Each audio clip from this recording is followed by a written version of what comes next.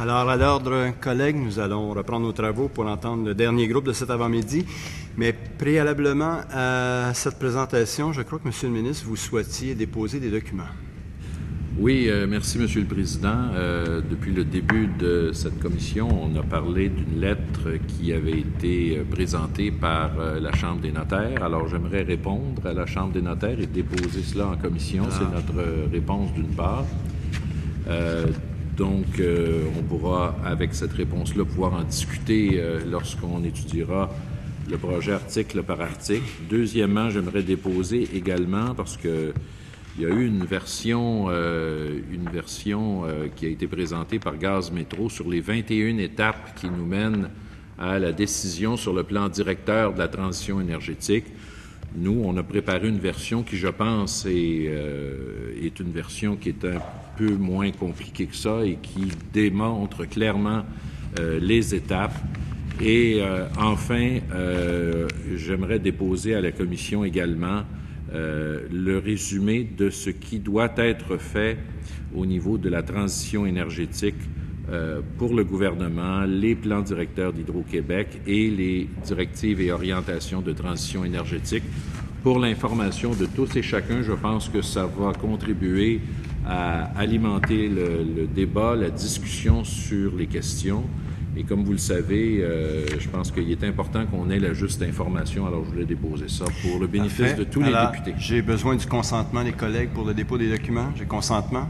Parfait. Je vous remercie, Monsieur le ministre. Alors, à ce moment-ci, nous allons procéder immédiatement à l'audition de notre dernier groupe. Oui, pardon, Monsieur le député.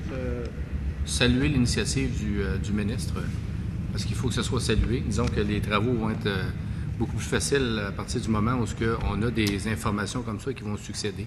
Alors, je l'encourage à poursuivre dans cette veine-là. Merci. Meilleur partage d'informations et de transparence. Alors, je vous remercie, Monsieur le ministre. Alors, à ce moment-ci, nous passons à l'Union des consommateurs. Et, Madame, je vous demande de vous présenter. Et à partir de ce moment-ci, vous disposez de 10 minutes pour votre présentation. Oui, bonjour. Mon nom est Viviane de Tilly de Union des consommateurs. Alors, bonjour, Mesdames, Messieurs, Monsieur le ministre. Je tiens d'abord à remercier la Commission de donner à Union des consommateurs l'occasion de partager avec elle son analyse et ses inquiétudes relatives à certains sujets du projet de loi 106. La présentation de ce matin devait être faite par mon collègue qui, malheureusement, n'a pas pu venir à Québec. Alors, je fais cette présentation à pied très, très levé. Alors, je vous demande votre clémence si je trébuche sur certains mots ou certains passages. Alors, Union des consommateurs est un organisme à but non lucratif qui regroupe 10 associations d'économie familiale, l'Association des consommateurs pour la qualité dans la construction, ainsi que des membres individuels. La mission d'Union des consommateurs est de représenter et défendre les consommateurs en prenant en compte de façon particulière les intérêts des ménages à revenus modestes. Il est donc important de dire à la Commission que quotidiennement, les conseillers budgétaires des ACEF dans toutes les régions du Québec et quotidiennement rencontrent des gens, des ménages qui ont des difficultés à joindre les deux bouts. Et parmi les raisons pour lesquelles ces ménages-là ont des difficultés, c'est la facture d'électricité. Alors, avoir la difficulté à payer sa facture d'électricité, ce n'est qu'un des symptômes de la précarité énergétique.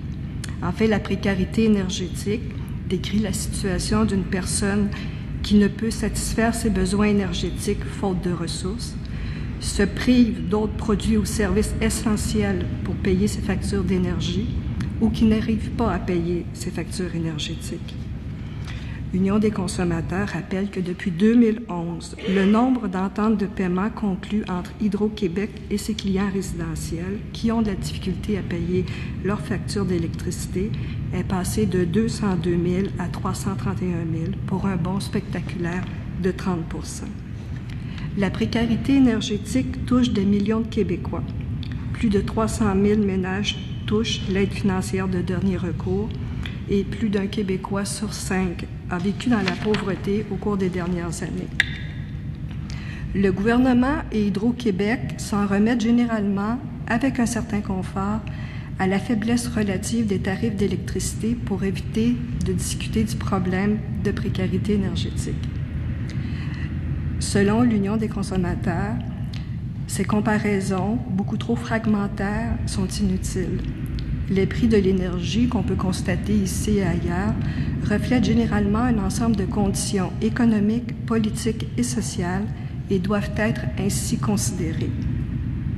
C'est pourquoi, dans son mémoire, Union des consommateurs préconise une approche plus globale pour apprécier les prix de l'énergie et vérifier dans quelle mesure les ménages québécois bénéficient d'une situation avantageuse quant à leur facture d'énergie. Alors, ce qu'on propose, c'est de comparer la portion moyenne du budget d'un ménage qui est consacré au paiement de la facture énergétique, toutes sortes d'énergies confondues. Notre mémoire présente les résultats de notre exercice de comparaison. On constate que la part du revenu familial que les ménages consacrent à leur facture énergétique est similaire à celle constatée ailleurs. Donc, les tarifs unitaires sont peut-être plus bas, mais la consommation est beaucoup plus élevée qu'ailleurs. Beaucoup plus élevée qu'ailleurs. Cette introduction nous semblait nécessaire pour que soit enfin mis en évidence que les ménages québécois ne sont pas avantagés outre mesure par les prix de l'électricité qui prévalent au Québec. Alors que la plupart des acteurs concernés par l'énergie et le développement économique, les grands industriels, les petites et moyennes entreprises et les environnementalistes, ont au Québec accueilli de façon assez positive la dernière politique énergétique du gouvernement, Union des consommateurs regrette qu'aucune place n'ait été faite aux plus défavorisés de la société. Il n'est pas trop tard pour agir. Alors, dans notre mémoire, nous apportons 2 propositions de modification au projet de loi numéro 106 que j'imagine vous avez lu. Alors, si on parle justement du projet de loi numéro 106, l'élément qui pour nous qui nous a le plus interpellés, c'est la modification de l'article 5 de la loi sur la Régie de l'énergie. Alors, le projet de loi 106 propose d'ajouter à l'article 5 une indication à la Régie de respecter les objectifs des politiques énergétiques du gouvernement. Union des consommateurs ne peut que déplorer la modification de l'article 5, article fondamental de la loi sur la Régie de l'énergie, qui formalise non pas une ingérence périodique du gouvernement dans les décisions de la Régie, mais une prise de contrôle de ce tribunal à des fins politiques.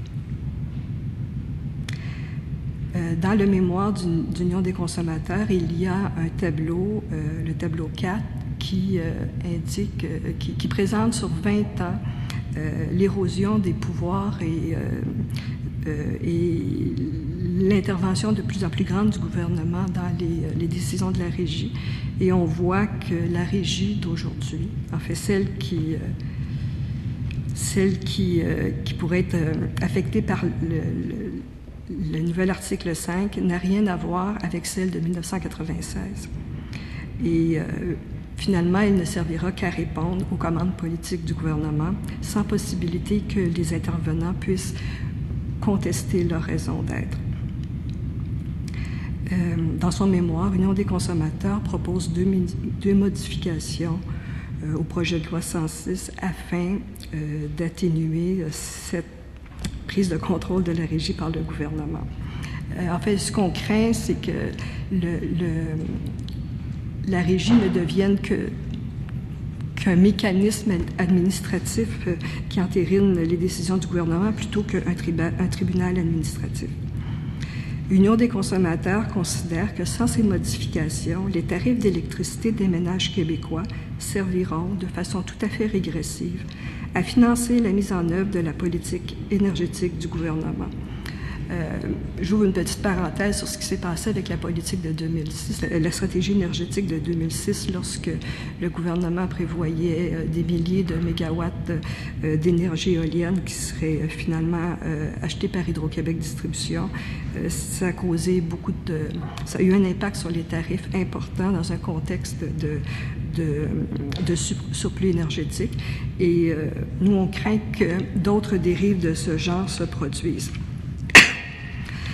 Si le gouvernement décide de conserver l'article 5 tel quel dans la loi sur la régie d'énergie, c'est-à-dire tel qu'il le propose. Nous tenons à faire... Oh oui, je vais aller vite. Nous tenons à faire des recommandations sur 4 sujets principaux. Premièrement, dans le cas du financement des infrastructures électriques des projets collectifs, on recommande au gouvernement de dire tout de suite que ce ne sera jamais les consommateurs résidentiels qui paieront pour ces investissements. En ce qui concerne le soutien aux industries, de la même façon, on voudrait que le gouvernement confirme dès maintenant que les ménages québécois ne paieront d'aucune manière les coûts et les pertes associées à l'aide aux entreprises, par exemple séricoles. Pour ce qui est le gouvernement demande à Hydro-Québec de toujours conserver une marge de manœuvre de 2,5 % en énergie pour éventuellement accueillir de nouveaux projets industriels. Pour Union des consommateurs, ça signifie de gruger 5 TWh dans le bloc d'énergie patrimoniale. Et le gouvernement ne nous a pas dit combien ça coûterait aux ménages québécois, mais on voudrait que le gouvernement nous assure que jamais, d'aucune façon, les ménages québécois ne paieront pour conserver cette marge de manœuvre. Finalement, ce qui est très important, c'est le gouvernement propose le remplacement des combustibles pour les communautés hors réseau. Alors, encore une fois, ce qu'on souhaite, c'est que le gouvernement finance cette transition vers les énergies renouvelables, à même le fonds vert, plutôt qu'avec les tarifs d'électricité. Je vous remercie, Mme Letilly, pour votre présentation. Alors, immédiatement, nous commençons un échange avec la partie gouvernementale pour 13 minutes 30. Merci beaucoup, Monsieur le Président. Madame Letilly, bienvenue parmi nous. Je sais que c'est pas toujours facile de remplacer comme ça à pied levé quelqu'un qui doit prendre la parole, et donc on va essayer de faire les choses de façon confortable avec vous. Puis, je veux juste simplement vous dire que nous sommes préoccupés par cette situation-là. Depuis nombre d'années, comme vous le savez, il y a eu des débats ici au Québec sur la question, par exemple, les écologistes qui voulaient, par exemple, augmenter les tarifs d'électricité en disant les tarifs d'électricité, bien, si on les augmente, il va y avoir plus d'efficacité énergétique, donc on va moins consommer. Les gens vont être appelés à moins consommer. Et on a toujours été contre cette idée pour une simple et bonne raison, c'est que ce sont les démunis qui risquent d'écoper si on devait adopter cette politique-là. Deuxièmement, je tiens à vous rappeler que nous avons déposé un décret de préoccupation qui est en cours actuellement et qui a permis au cours de la dernière année de limiter les augmentations d'Hydro-Québec. La dernière année, l'augmentation a été de 0,7 de 1 %. La deuxième augmentation qui est demandée par Hydro-Québec était à 1,6 %. Traditionnellement, la Régie réduit les demandes d'Hydro-Québec, donc on devrait normalement être en deçà de l'inflation. Deuxièmement, dans sa récente décision, la Régie de l'énergie a demandé également des montants d'argent, a mis en place des montants d'argent qu'Hydro-Québec doit faire pour essayer autant que possible d'aider les gens, les plus démunis de la société.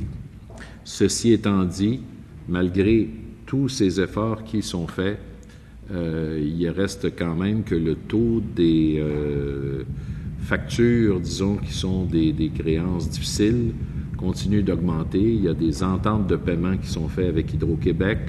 Nous insistons comme gouvernement pour demander à Hydro-Québec d'être le plus flexible possible dans les négociations avec les propriétaires.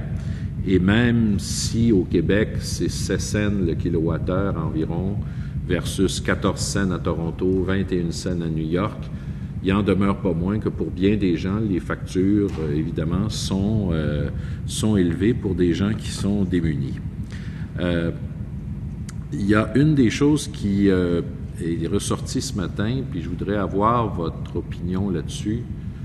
Ce matin, on a eu l'Association des constructeurs d'habitation et qui nous ont dit essentiellement qu'une des priorités devrait être la rénovation de logements, parce que c'est bien beau avoir des programmes Nouveau Climat pour les nouvelles maisons, mais ceci est très bien, mais que la grande urgence actuellement, c'est que le parc immobilier au Québec est vieillissant et donc les gens, évidemment, ont beaucoup moins d'efficacité énergétique, payent des factures beaucoup plus élevées.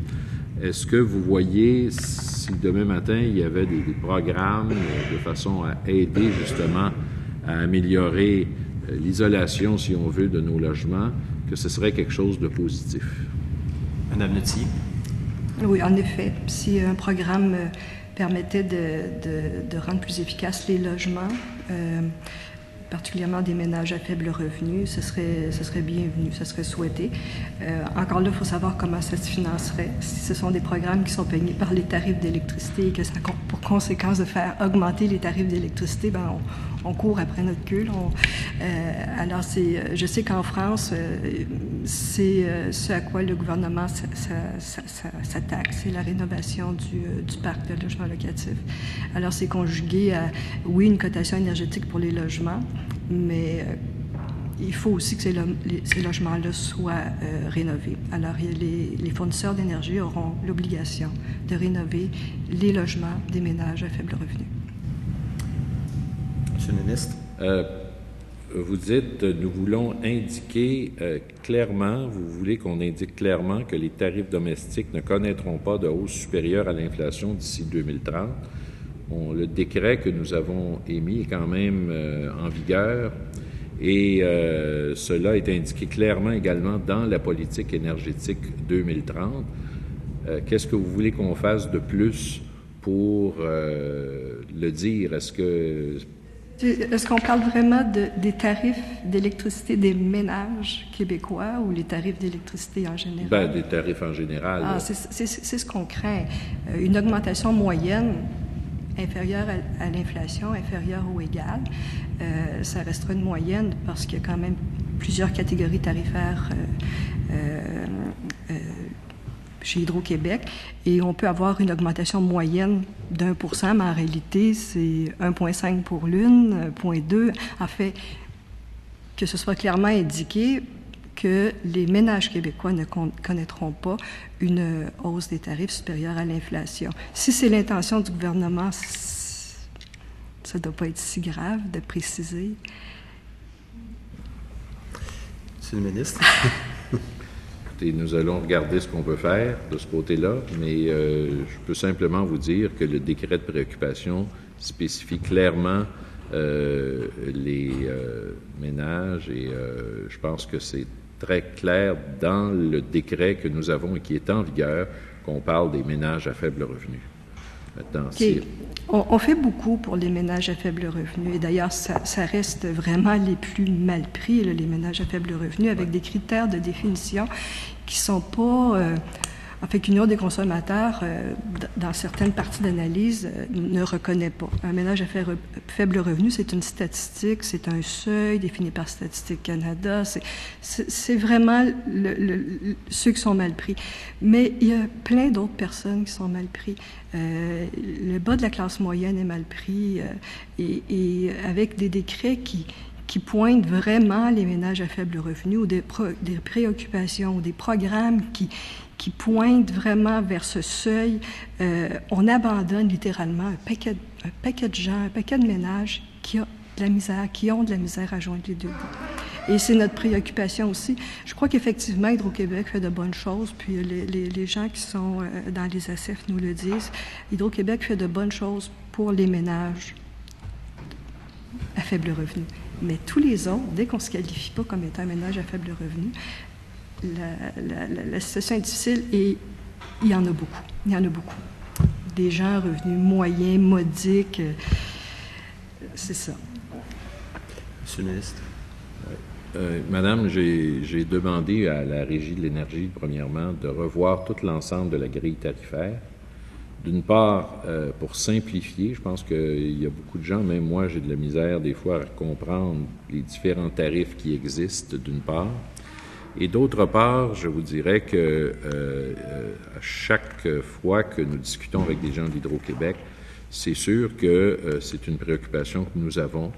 de ce côté-là. Mais vous comprenez également que vous ne pouvez pas demander au ministère de l'Énergie seul de régler. Il y a d'autres ministères à l'intérieur du gouvernement qui doivent travailler à une meilleure égalité en termes de revenus, d'aide aux personnes âgées, aux gens qui ont des difficultés. Alors, on est parfaitement conscient de la situation, mais je peux vous dire que de notre côté, en tout cas, on essaie de faire notre part. Maintenant, une des critiques que vous avez formulées, c'était sur l'article 5.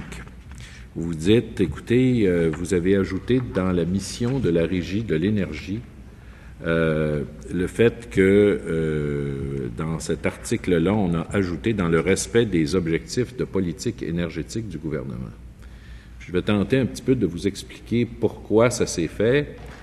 C'est que tout ça est venu suite à une décision. On a plusieurs projets actuellement au Québec de biométhanisation, c'est-à-dire donc des projets où on utilise des matières résiduelles qui se transforment en énergie. Et évidemment, à cause de cela, la Régie avait décidé à ce moment-là de refuser le fait que cet élément-là pouvait être accepté. Et donc, ça mettait quand même en péril les projets futurs de cette nature-là.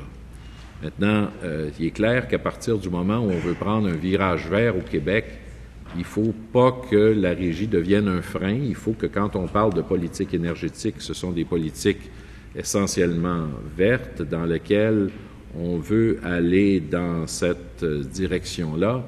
Alors, c'est pour ça, ce n'est pas pour pouvoir contrôler la Régie de l'énergie, mais c'est pour pouvoir quand même faire avancer des projets qui, dans l'intérêt public de la société, sont des projets qui sont positifs. Alors, c'est en ce sens-là que ça a été écrit et fait de ce côté-là.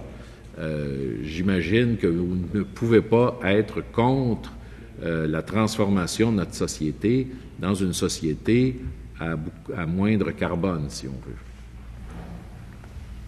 C'est une question? Madame Oui. OK. On ne peut pas être contre, mais il faut aussi évaluer qui paie pour cette transformation-là. Et dans les exemples qu'on a donnés, les 4 thèmes qu'on a décrits plus en détail dans notre mémoire, c'est qu'on a l'impression que c'est les clients d'Hydro-Québec, bien souvent, via leurs tarifs, qui vont financer la transition énergétique. Et pour nous, c'est régressif quand on va voir les tarifs d'électricité des ménages à faible revenu augmenter pour financer l'électrification des transports en commun. Et c'est la même chose si les tarifs de gaz métro augmentent au niveau de la distribution parce qu'on a des projets de biométhanisation. Bref, c'est pas normal que ça se retrouve dans les tarifs d'électricité ou de gaz et que ce soit les moins bien nantis de la société qui paient pour ça. Il y a des gens pauvres aujourd'hui qui, dans leur facture d'électricité, paient pour le développement d'une industrie éolienne. Et ça a eu beaucoup d'impact, et ça va avoir des impacts pendant des années encore. Et je comprends très bien que le contexte était différent en 2005, il y a eu la crise de 2008, mais le résultat est quand même là, que ça coûte terriblement cher de financer une politique énergétique à partir des tarifs de l'énergie, et que c'est régressif de le faire financer par des ménages à faible revenu, qui en arrachent déjà beaucoup. Alors, c'est notre préoccupation et c'est ce qu'on craignait en voyant la modification qui était proposée à l'article 5 de la loi sur la Régie de l'énergie. Vous me dites que peut-être que nos craintes ne sont pas fondées, mais on pourrait dire chat échaudé, craint l'eau froide. Alors, c'est ça.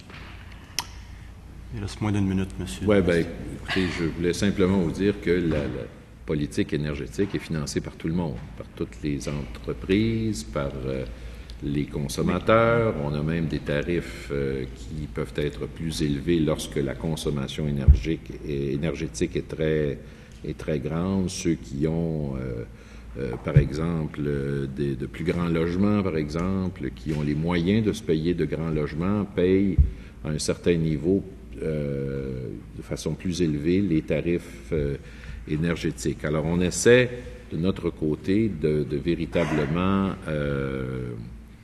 je dirais, avoir une politique qui est quand même beaucoup plus juste.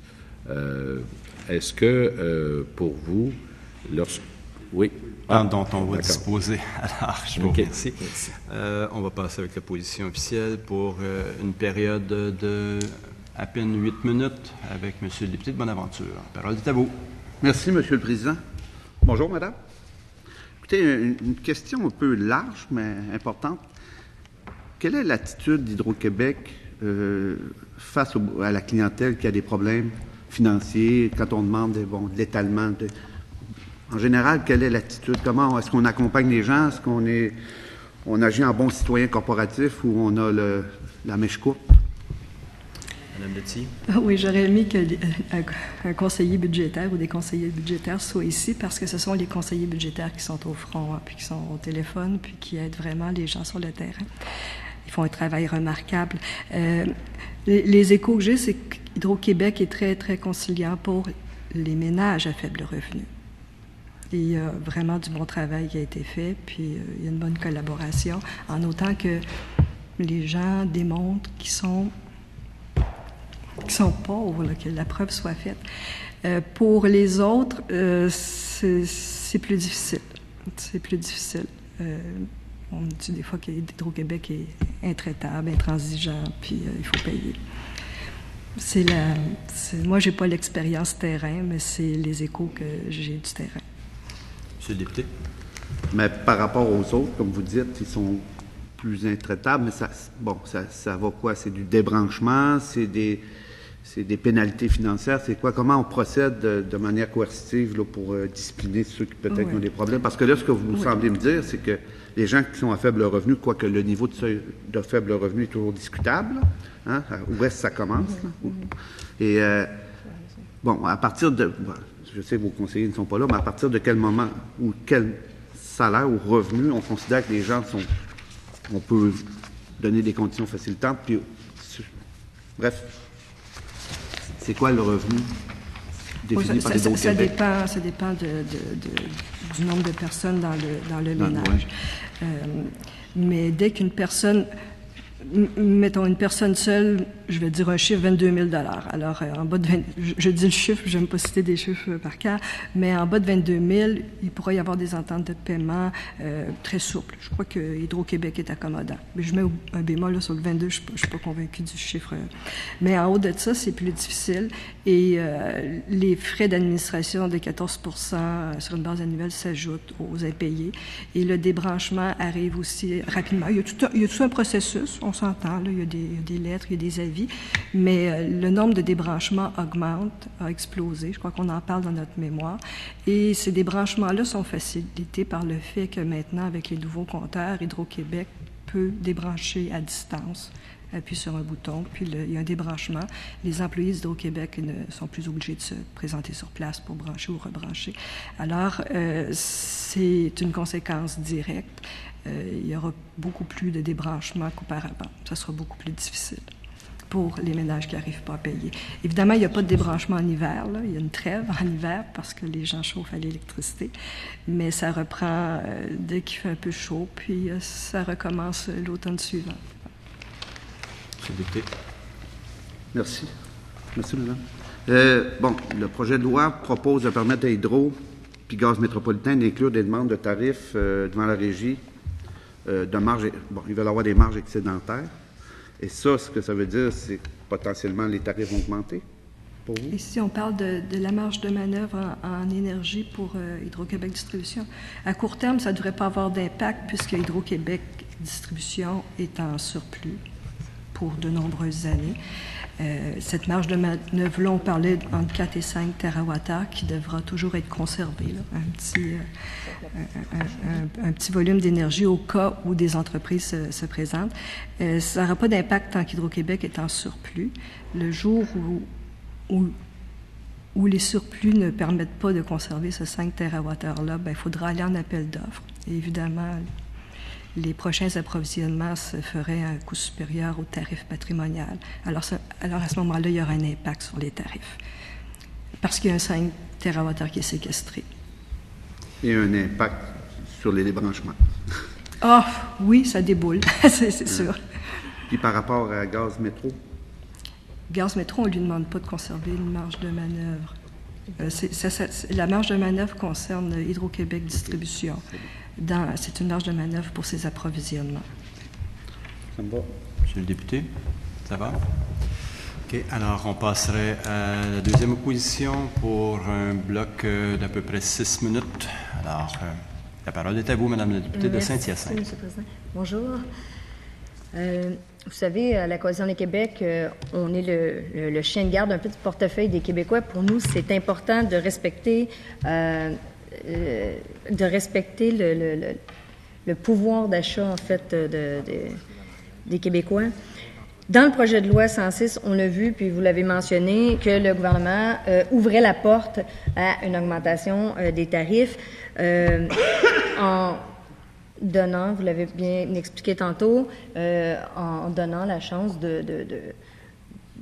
en donnant excusez-moi, mon voisin parle et ça fait de la cacophonie, en donnant la chance, en fait, de refiler ces dépenses à la Régie de l'énergie. On sait très bien que Hydro-Québec Distribution dépose ses dépenses à la Régie de l'énergie, ce qui fait une augmentation des tarifs. Puis, Monsieur le ministre, j'ai entendu tantôt en point de presse, il disait oui, mais ça ne sera pas nécessairement Hydro-Québec Distribution, ça peut être Hydro-Québec Équipement, mais on sait que Hydro-Québec, à la Régie Hydro-Québec Équipement, facture à Hydro-Québec Distribution. Donc, ça revient au même. Alors, c'est important de le mentionner, puis je suis contente que vous l'ayez mentionné ce matin, parce que, évidemment, avec la hausse des tarifs qu'on a subi depuis les 3 dernières années, je pense qu'à un moment donné, les Québécois sont plus capables. J'aimerais vous entendre sur 2 points. Quand on parle de soulager les consommateurs, il y a 2 actions, je pense que Hydro-Québec pourrait poser immédiatement, qui pourraient faire une grosse différence sur la facture. C'est premièrement un taux d'intérêt qui est beaucoup plus abordable que le 14,4 %. Et puis, l'autre, c'est arrêter la double compensation. On sait que la Régie de l'énergie accorde déjà un montant pour compenser Hydro-Québec dans le manque à gagner pour les factures impayées qu'il compte. Donc, les ménages qui n'arrivent pas à payer leur facture d'électricité à l'intérieur des 30 jours se retrouvent doublement pénalisés parce qu'ils se trouvent avec le 14,4 % plus le 7 % du manque à gagner qui est déjà inclus dans le tarif de base qui est calculé à partir là, de l'encaisse réglementaire. Alors, pensez-vous que ces 2 mesures-là pourraient être appliquées immédiatement, puis ça ferait une différence pour les consommateurs? Parce que je sais que vous avez souvent dénoncé aussi ce fait-là. Madame Loutier. Oui, tout à fait. Union des consommateurs, dans le dernier dossier tarifaire d'Hydro-Québec Distribution, a fait des représentations pour que ce taux d'administration, ce taux d'intérêt, en fait, soit diminué et qui reflète beaucoup plus le taux légal. Je crois qu'il était autour de 6 %. Effectivement, ça serait déjà un pas dans la bonne direction pour soulager les ménages qui peinent à payer leurs factures. Puis, également, le taux d'intérêt qui est sur la facture devrait également commencer à compter à partir du la 31e journée et non pas au moment où est-ce que la facture est imprimée également pour le taux d'intérêt. Est-ce que c'est quelque chose qui vous est... Oui, tout à fait, mais je crois que la décision a été prise en ce sens par la Régie. Et que ça devrait... Moi, j'ai pas vu encore de décision prise à la Régie pour ça, mais ça se peut qu'on l'ait... Oui, c'est dommage que mon collègue soit pas ici parce que c'était lui le spécialiste de ces 14,4 %-là. Je crois qu'il y a une décision qui a été prise par la Régie, mais qui sera mise en place uniquement l'an prochain par Hydro-Québec, qui doit changer son système de facturation. Plainte que vous avez vos clients, les gens que vous représentez pour les factures impayées, ça représente combien environ dans le pourcentage? Vous avez combien de gens environ par année qui vous appellent et qui disent je suis mal pris, je suis pas capable de payer ma facture d'électricité? C'est un volume de combien qu'on peut... Je crois que c'est le travail quotidien des conseillers budgétaires dans les SF de recevoir des appels. Maintenant, en volume, okay. je peux pas vous donner la volumétrie. Mais les factures impayées, je veux dire, chez Hydro-Québec, ont augmenté considérablement depuis les 3 dernières années. Puis il y a une corrélation directe avec l'augmentation, évidemment, du tarif d'électricité. Oui, puis évidemment, les dernières années, il y a eu les hivers froids. Il faut quand même le mentionner qu'il a fait très froid. Puis à ce propos, j'ouvre vraiment une petite parenthèse pour dire qu'en Angleterre, pour soulager les ménages à faible revenu, les ménages reçoivent un chèque automatique dès qu'il y a une période de froid qui dépasse 7 jours. Je trouve ça très bien. C'est automatique. S'il y a 7 jours de froid consécutifs, ils reçoivent un chèque par la poste. Okay. Quand on veut bien faire, on trouve des moyens d'aider les ménages à faible revenu. Tantôt, j'entendais le ministre répéter que, au Québec, on payait quand même moins cher que les moins chers en tarifs d'électricité. Par contre, il faut quand même tenir en compte que en Ontario, ils ont un autre moyen également de chauffer. Il y a le gaz naturel qui est beaucoup moins cher qu'on a ici au Québec. Avec les froids qu'on a, c'est quand même un service qui est essentiel. Il y a également le coût de la vie à tenir en compte et également, je vous dirais, les salaires, parce qu'au Québec... Madame la députée de Saint-Hyacinthe, alors il nous reste un dernier bloc de 3 minutes avec Madame la députée de Sainte-Marie-Saint-Jacques. La parole est à vous. Merci, Monsieur le Président. Bonjour, bienvenue. En fait, je ne sais pas si vous êtes à l'aise avec tout le mécanisme d'interfinancement. Il me semblait aussi. En fait, ça, pourquoi je veux vous entendre? D'une part, je viens d'entendre le ministre dire qu'il était à revoir la grille tarifaire. Oups! Et hier ou avant-hier, j'oublie, on a eu des représentations ici en commission pour dire qu'il y avait franchement une injustice dans la grille tarifaire avec l'interfinancement, considérant que le taux, et moi-même je suis pas très habile, là, mais le taux que payent les PME est vraiment injuste par rapport à celui des résidentiels, des particuliers. Alors, faudrait changer ça, cette affaire-là. Alors, j'aimerais peut-être que vous nous conscientisez sur l'interfinancement, c'est quoi, pourquoi c'est là, et surtout, pourquoi la justification de votre demande de nous assurer que la portion résidentielle n'augmente pas dans les prochaines années. Madame Lettier. Oui. Alors, l'interfinancement dont bénéficie la clientèle résidentielle signifie que si je fais un ratio entre les revenus que la clientèle nous rapporte et les coûts, normalement, ça devrait être 100%. S'il n'y a pas d'interfinancement, je paie ce que ça coûte. La clientèle résidentielle paie, pour l'instant, à peu près 86% de ses coûts. C'est-à-dire qu'il y a 14% qui, en principe, est payé par les autres clientèles.